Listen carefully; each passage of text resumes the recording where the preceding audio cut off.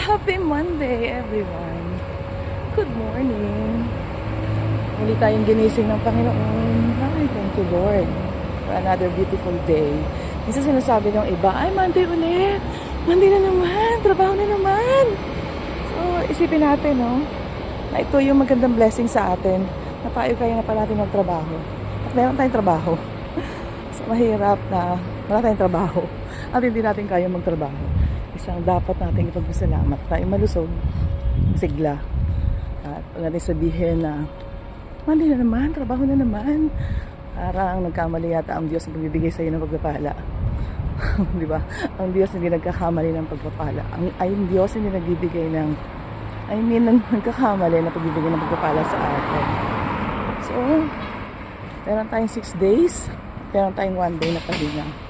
So, hindi kulang ang ating oras. Depende lang sa atin kung paano natin siya i-consume.